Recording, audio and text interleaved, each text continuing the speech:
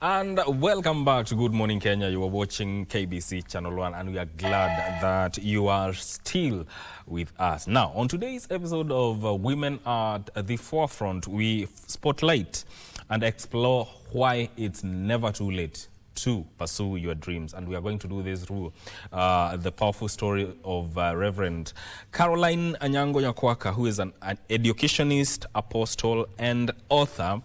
Now, her path was disrupted by several barriers. Early marriage.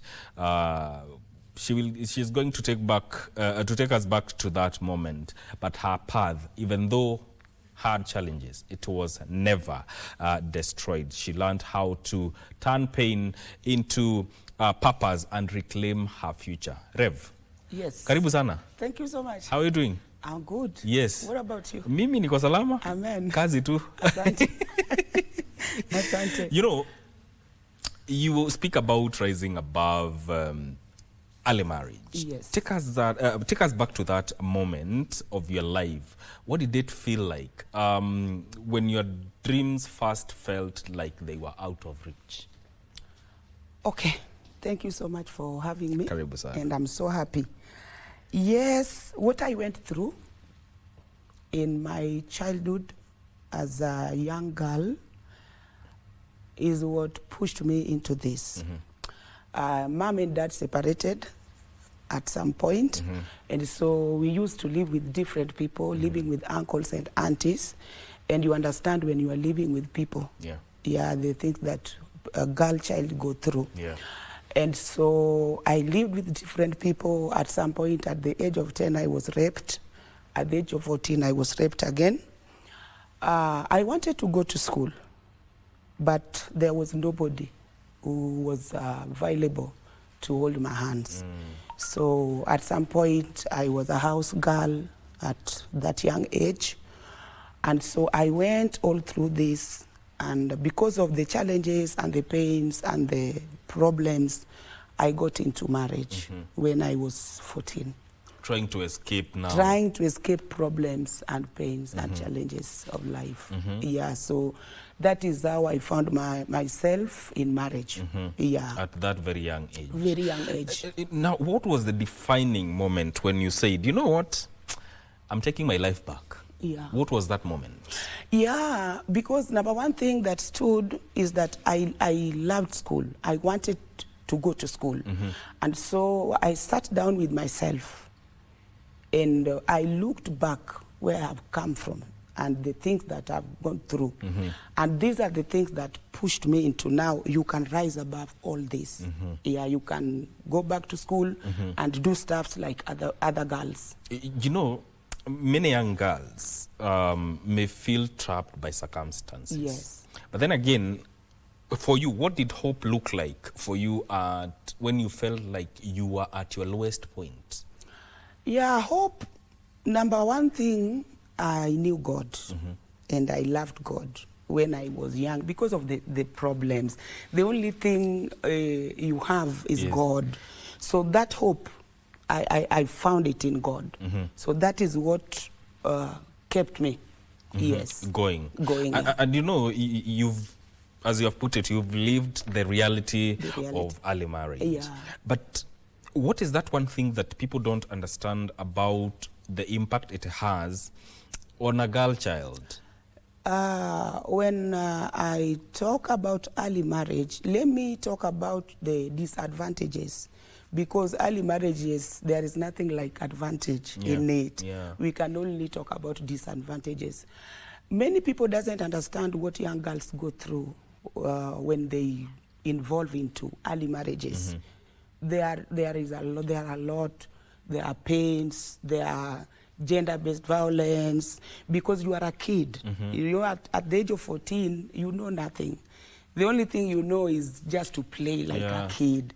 So disadvantages are there because you don't know the person you are. You don't know your worth. Do you even have time to be a kid, actually? You don't. You don't. You don't have. So what was... Maybe you could give us, just paint us a picture of how it was back then. It was bad. to myself, it was bad because I just wanted to get married because of the circumstances. So I was looking for a safer place to hide. So at the back of your mind you saw, you know what, marriage is the only way out. Exactly at that point of time. So I had to go. Yeah, I had to go. And, you know, beyond education, what does early marriage take away from a young girl's identity and voice? It takes away almost everything. Because you are young, you have no education, you have nothing, no business, no nothing. So it takes away everything. That is all I can say. It takes away even your dignity, your voice, because like you are married to a man who is a bit older than you. That is what happens. So the man will take care of you as his child, you know, kuchapwa, kufanywa namna gani, because the truth is you are a kid. To him, wewe ni mtoto. Yeah. So the punishment, he will punish you like a kid. Yeah. Everything that he wants to do, he will do to you as a kid. That should have a serious psychological effect. Exactly. On a small girl. Yes. And why do you think, despite the laws that we have and awareness regarding matters to do with early marriage, why do you still think that it persists in some areas of the country? Why do you it's still there? I think it is because of maybe challenges, circumstances, then again separations, you see, a lot of things, culture, yeah. And culture has played a big role a in it. Bigger role. Making sure that this is something that has been, well, yes, entrenched. but I thank God by now, at least we are trying to educate young girls. There are cultures that we must come out. We must do away with them. There are some that we may still have to, but some of them will have to do away, like some tribe that a young girl must get married when she is young. That is a personal decision. When we reach out to the parents, we talk to the parents, they understand the meaning of education. They will allow young girls to go to school, and that will stop the early marriages for girls. Yes. You know, education is redemption. You returned to school and rebuilt your life. Exactly. Take us through that, and what are the biggest barriers that you had to overcome? I sat in class up to class 8. Up to class 8. Then got married at that age. Now, I looked at myself, my background, my family. There was no hope. Then I decided no, because this is something that I wanted to, I can still do it. So I went back to school after giving birth to 3 children. 3 children? Yeah, 3. So I used to drop them to school, then go to school, Gumbaru. And that is where nikafanya my KCP as a Gumbaru person. And I thank God at least nilitoka na kitu mzuri sio mbaya. Yes. Let me ask this because I'm intrigued. You said your parents had separated. Yes. Were you in contact with your dad or your mom? Daddy died when we were young. After the separation. It was not a separation as such, but mom left in the name of business because of the shida. So mom said that she's going out at least to look for a greener pasture. So we were left. We were left at home. So that is why we now used to live with different people, uncles, but daddy died. But Baba died when I was young. Okay. And when you decided to get married, what was the reaction of your relative? Because I'm imagining you are young, and now... Who cares? Oh. Who cares? You don't have your mother in a real picture. She's there, but Ayuko, father is not there. Familia, there is no hope. Who cares? Even those people, They just want you to get married, at least waondoke. Yes. Yeah. Now you have gotten back to school. Yes. Umeingia kwa shule sasa. Yeah. Unafanya ngumbaru, as you put it. Yes. What were the biggest barriers that you had to overcome at that time? Barriers that you have to overcome as a young woman now, what people will say. The perception. The perception. How will they see me? And again, the man, the husband is here. What will the husband say? Is he okay with that, or is not okay with that? So there are barriers that will still stand, but it is you as a person to overcome the barriers. Do not think about what people will say, because it is your life. It is what you want, and you have to go for what you want. Yes. And actually that is very important, because at the end of the day, you're responsible for your own decisions and your own life. Exactly. That is very important. What does it take to practically and emotionally, for a young mother or a married girl to re-enter the education system? To re-enter the education system, you have to prepare practically, emotionally. You set your mind emotionally that things are going to change, because I'm a mother now, and I'm a wife, and I also want to pursue my education. So emotionally, you must get ready for anything that will come to encourage you or to discourage you. And again, practically, you will just plan yourself, because you have to attend classes for you to get what you want. You have to attend classes. So you must be ready practically. Anytime you plan yourself with your kids, like my case, I had kids. Yes. So I had to plan myself with them. Yes. Yes. You know, there's a lot that goes on when it comes to defining who you are and making sure that you know your identity, your self-worth, and probably you even deal with your internal struggles. Yes. Everybody goes through something, and you have to decide at what point you want to make that change. Yes. So how do you ensure that you rebuild your self-worth at a time when society has somewhat defined you? How do you rebuild your self-worth? Yeah, rebuilding your self-worth, number one, it's identity. Know the person you are. That is what will lead you to knowing your worth. After knowing your worth, then now you will take the path that you want, to take. And knowing your worth is what will give you strength to keep on moving. Yeah, because now I know who is Caro. And I know what I want, and I know I'm a woman of dignity, and nobody can put me down, because I know my worth and I know who I am. Whether you are educated or not, you cannot come and tell me that Caro hukuenda shule. No, that is not me. The person I am now is my dignity, my voice, my word. I must pursue and I must push. Yes. Now, at what point do you now decide to become a reverend, a preacher of the word? A preacher of the word. I got born again when I was young because of the circumstances, and I walked with Christ for many years, to an extent that I started singing.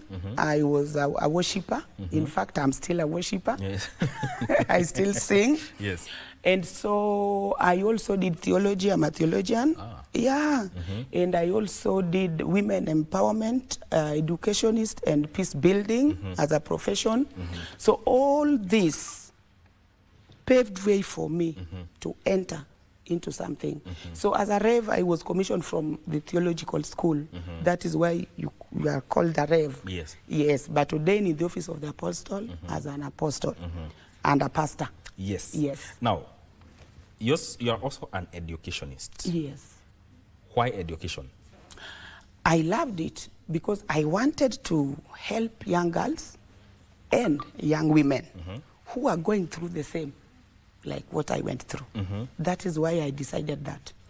What have you noticed as the biggest problem from from the kind of interactions you've had with affected girls? What has been the biggest or the most common problem? The most common problem is that young girls and young women, number one, they don't want to accept who they are. What happened. My past is my past. You cannot punish me because of my past. You cannot judge me. with my past. So the problem that I've noticed is that they don't want to let it go. They live with the pain and the trauma. They don't want to forgive and forget and keep moving. That is the major problem that young girls, mzee alinifanya hivi, I cannot forgive him. You see, so they live with this pain, they live with this trauma, they live with this all nonsense, all things that happened, they lived with. And that is the major problem. So if young girls and young women can be taught about forgiveness and understanding your words, then they can do a lot and they can go far. Yes. Yes. And also, there's something about, I want to get from you. When you look at the education system in Kenya, is it flexible enough to accommodate girls who are trying to come back after their education, their life in education has been disrupted? Yeah, Kenya, not much, because of maybe discrimination. You know, at my age, let's say, for example, I want to go to school at my age. The discrimination that I will face may discourage me. So that door is not yet widely open for those who want to go to school. It is unless you just go for Gumbaru. Yeah. Why do you think there is a stigma around that, especially because we've had girls who even fall pregnant during their school years, but they are unable to go back because they fear of, quote unquote, being judged? Being judged. Why is there stigma around that? Yeah, it is there. Even me, I faced it. How did you deal with it? I dealt with it according to what I wanted to become. I want to be somebody. I want to become a voice in this nation of Kenya. So I must deal with me first, deal with my problems and deal with my past, put them aside, then forge on. Yeah. You are also very vocal when it comes to matters on GBV and also healing. You work closely with survivors. Yes. What patterns have you observed in how society responds to gender-based violence? So far, not bad, I can say, because the victims, many of them, we embrace them. The churches embrace them. So far, so good, I can say like that. But we have people, we have victims who don't want to come out to seek for help.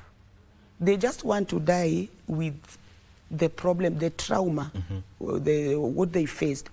I have a young woman that is facing gender-based violence, but she doesn't want to come out to seek for help. You know, when you seek for help, you will get that, you will find that help. But when you keep quiet somewhere, just crying, you will die crying. What do you think is keeping them from speaking out? I have nobody. The only one I have is the man who is taking care of me. When I come out and speak, what next? Where will I go? There's a question of what next. What next? But then how do you encourage such a person, especially if there's someone who is watching right now and they are going through that? How do you encourage them to come out and seek help? Come out. How do they do that? I always tell them, come out of that situation. Do not kill yourself because of a man or because of what you are getting or in a situation you are at the moment. The best thing you can do is to come out, reach out. You will find people who will embrace you. Then they will show you the way. You see, then you know the path you are taking, or the road, or wherever you are going. Yes. But the number one thing you have to do is to come out of it. Again, my case, I did come out. Yeah. Why? Because of my children. I said, I cannot leave these kids because mommy left us. And I saw what I've been through. So there is no any chance I could allow my children to go through what I went through. So those are the things that will keep holding somebody somewhere. But we tell them now, because now I know, I cannot tell you to die because of the children. But I can advise you, just come out, speak, and seek for help. Yes. Seeking help, because you're never alone. Yes. Somebody somewhere will give you a listening ear. Exactly. And you know, many women carry silent trauma. Yes. What does healing look like in practical terms, beyond just the whole aspect of moving on? What does healing look like? Mike, healing is not easy. Healing doesn't just happen once. It's a process. And in fact, I can say that, let me say, people assume, people pretend that there is healing. But seriously, there are things that there is no healing at some point. Because there are things you will live with. They are in you, they are in your heart. They cannot, they are there. Is it hard to let go? It is easy to let go. It's easy to let go. But healing itself, you know, when we talk about healing, it is you and your soul. It is me as Caro, it is you as Mike. So I went through this and this. Now I want to forgive the person who raped me. I want to do this to the person who did this to me. You see, you end up like God must intervene. Like in my case, it is God. Yeah. I can say it is God. And if it's healing, you must do it for yourself. Do it for yourself and for your future. Because without healing, there are some places, there are levels you will never reach because you have burdens, you carry people in your heart. Yeah. So you must let them go. And when you look at forgiveness, Yeah. is it necessary? Is forgiveness necessary for healing, or is that an expectation that is sometimes unfair?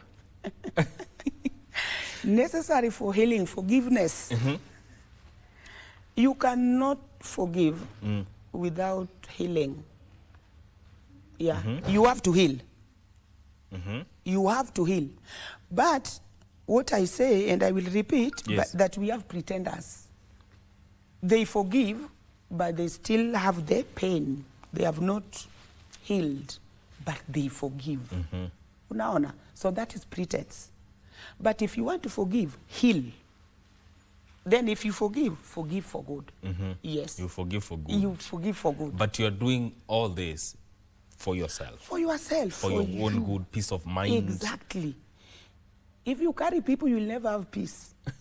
If I remember that Mike did this to me, Yes. I will never have peace.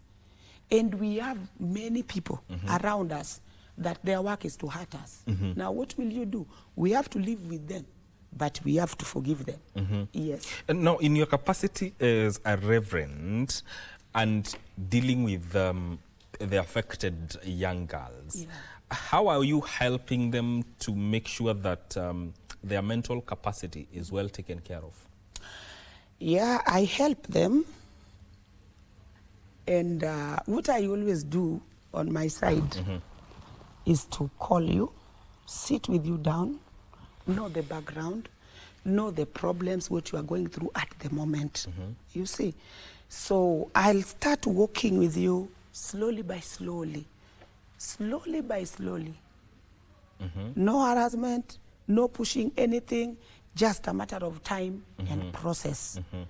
And it reaches a time where they will just come and tell me, Rev, now I feel I'm healed. Now I'm free from this chain. And now I feel I can start a new journey. Yes.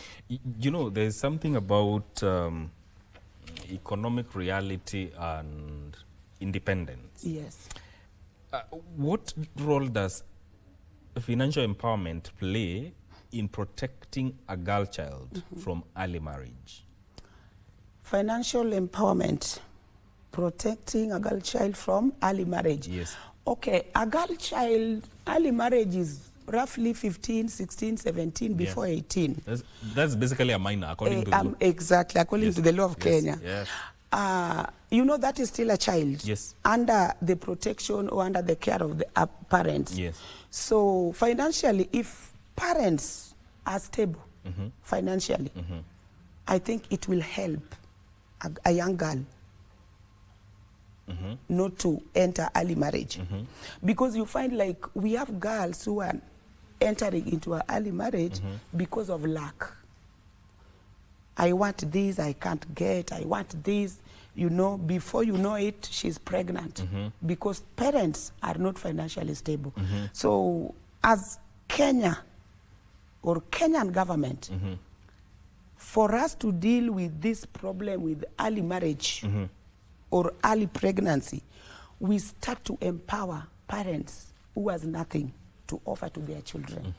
We give them something small just to empower them, just to tell them, just do banana, sell banana, then you take care of at least.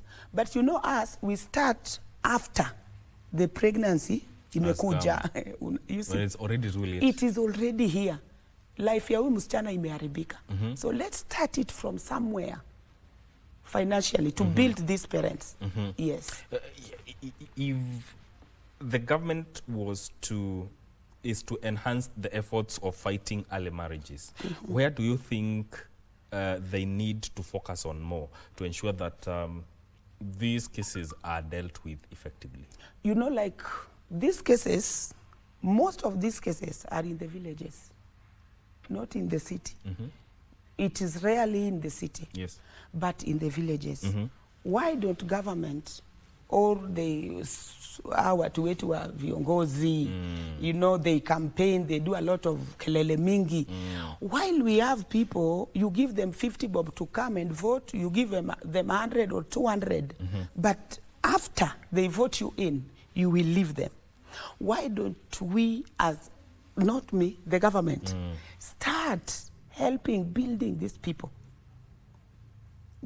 Let's just give them uza banana.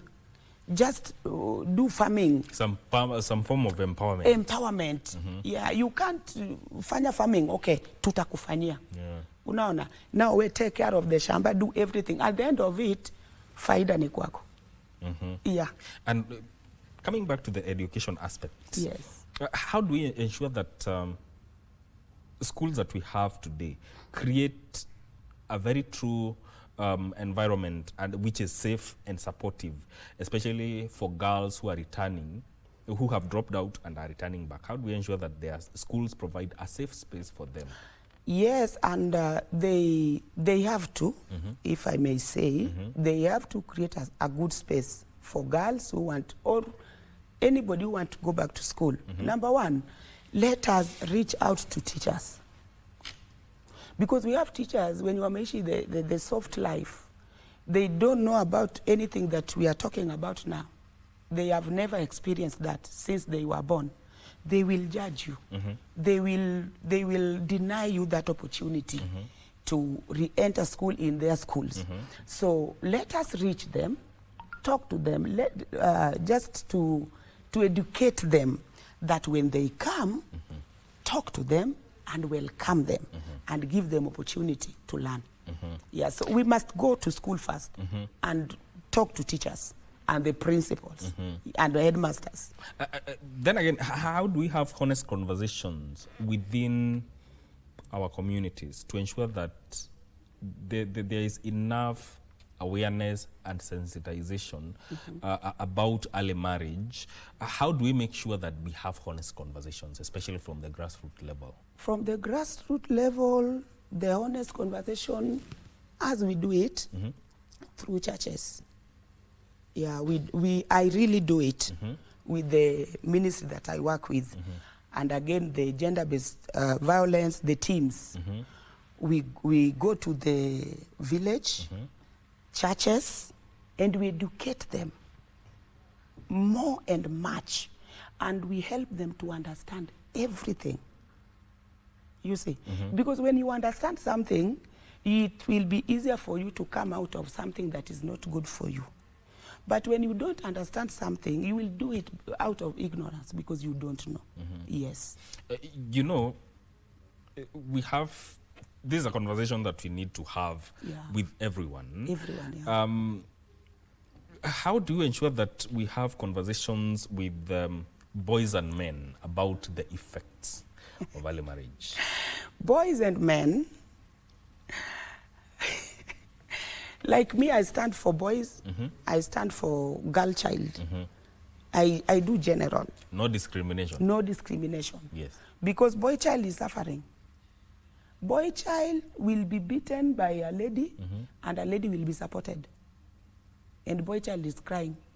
Boy child will commit suicide. Nobody wants to care about what is happening in the life of a boy child. So I talk to these young boys and tell them, before it is time, do not take a lady into your space. Keep yourself until the right time, where now you understand who you are, you have grown to become a man, now you can have. Because you know, a lady or a girl child cannot get pregnancy without a young boy. So a boy is in the picture. So we have to educate them, to tell them, keep yourself until the right time, at least for them to avoid these young girls. Yeah. Do you think the same reasons that drive young girls to early marriages are the same reasons that drive boys to early marriages? Where's the difference? No. The difference is a young girl will maybe do it because of luck. Circumstances. Circumstance, yeah.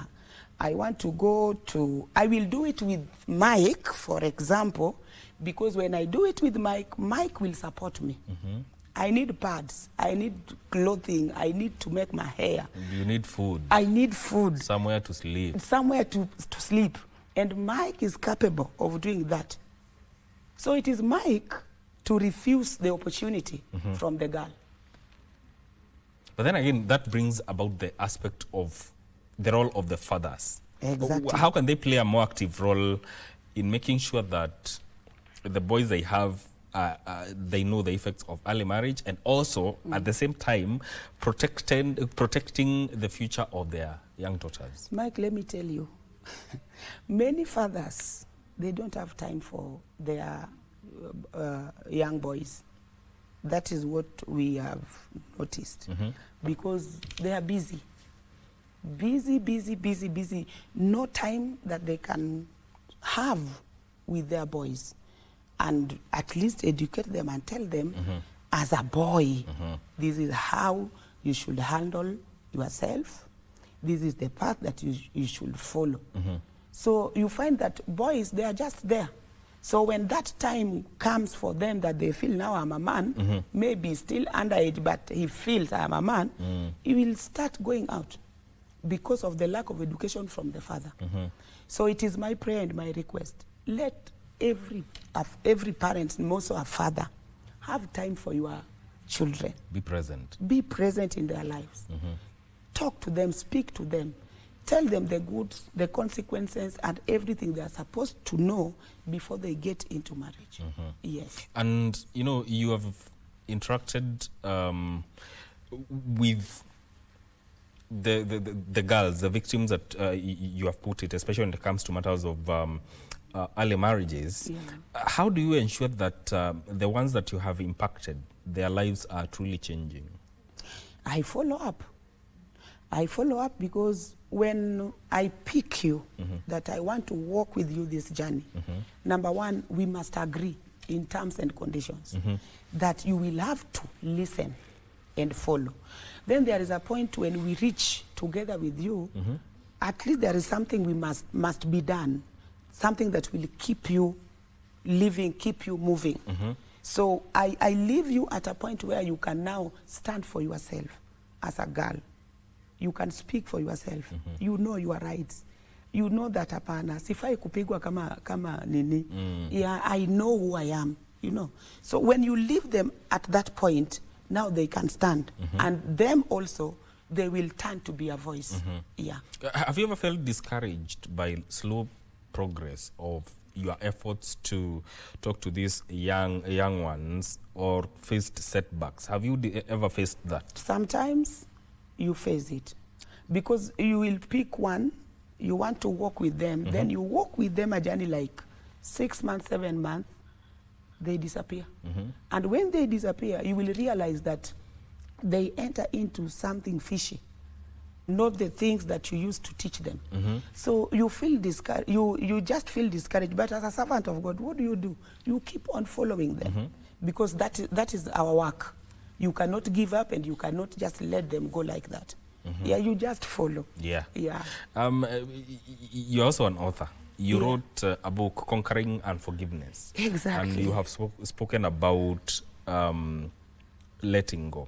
What does forgiveness actually mean to a person's life in practical terms? Conquering unforgiveness, in my case, everything takes the hands of God. Because I lived with pain and trauma for almost 40 years. That's a long time. 40, yeah. I preached with pain. I helped people, but pain, trauma, past. You are a pastor, but you are bleeding. You see? You preach to people and they get healed, but you are bleeding. So God just spoke to me at some point.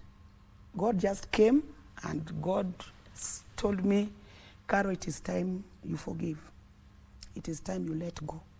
And if you fail to forgive, I will deal with you. I'm trying to imagine you're preparing a sermon to go to preach to the people. Yes. You have a message, probably even it's about forgiveness. Yes. But inside you, there's turmoil that is going on. Yes. How is that? How are you handling that? God will deliver. God is God. God is not a man. If God wants to deliver his people, he will deliver. But as you preach, as you teach, you also get healed. And that will stand before you as a judgment. You're taking your own advice. Exactly. It will tell you now why and how are you telling these people to forgive while you as a preacher, you still carry all these pains and this burden. So it's everything in life is a process. It is a process. So I will come and tell you to forgive. Then as we talk, as we discuss, as we preach, as we pray, that God, that Holy Spirit will also minister to me. You see? And at some point, you will just get healed and you forgive. Yeah. Beyond your personal journey, Yes. what kind of a legacy would you say you want to leave behind? Wow. Wow. A great woman of God. A legacy that when young girls will remember, they will say that Pastor Caro helped us. Yeah. And how has your preaching journey helped you in making decisions that regard the young women that you interact with, especially those that have been affected by things to do with early marriages and GBV?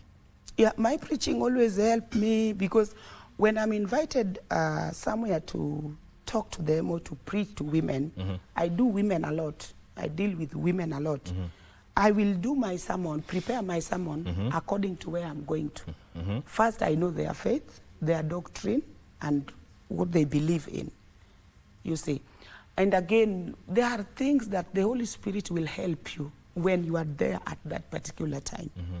And through that, you will get out to, you enter into their lives, then you help them. Yes. What would you say to a woman who feels justified to hold on to their pain? A woman, or a young girl, or a lady, just rise. Rise above every pain. Rise above everything. Just say, it is me. It is me. No my children, no my husband, no my parents. Life is spiritual and it is me. So you rise above everything that you went through. There is still chance, opportunity, and spaces for you. It all boils down to yourself. Yes. And the decisions that you want to make. Me as a person, decision I will make by myself. Because when you reach out to friends or relatives to ask for the advice, many people will mislead you. So decision you make by yourself, when you reach to the point of no turning back, where it is my personal decision that will help me to rise. What is the essence of holding someone's hand, especially when they are going through something? It is very, very important. Very important. Because when I'm left alone, without Mike to come and hold my hand, to tell me, Carol, just rise up, just walk again. At some point you will die. You will just die within the circumstances and the problems that you face. So it is very important that we hold people's hands and encourage them to move on. Can healing and empowerment happen without closure? Healing and empowerment. Healing and empowerment. These two things works together. They work together. Healing must happen together with empowerment. Because when I walk with you as Mike, I want you to heal. On the other side, I empower you as Mike. So these two things, they work together. Because you want to redefine your path. Exactly. I want you to understand, I want you to know your path. So I want you to heal, and I will also empower you. Finally, Rev, yes. Talk to a young girl or a young guy who is watching you right now. What is your message to them? Young girl, young boy, do not die in your pain. Do not die whether you are rejected, no matter what happened to you. Wherever you are, you can still stand, you can still rise up and make it in life. Me as a person, I didn't know that one day I will come and sit here with Mike. You see, I didn't know. Yeah. So do not see yourself as a failure. You are not a failure. And it's never too late. It is never too late. You can make it in life. Yeah. You can go back to school. Even me, I'm still going back to school. I do a lot of things. I study because now I'm done with mambo ya watoto. Yeah. Let the children take care of themselves now. Let me now study because I wanted it. So you can still rise up and stand for yourself. Asante sana, Rev. So thank you so much. Thank you so much for making time to come and talk about the whole aspect of why it's never too late to pursue your dream. That has been Reverend Caroline Nyakwaka, who is an educationist, author, and apostle. This is where this conversation ends.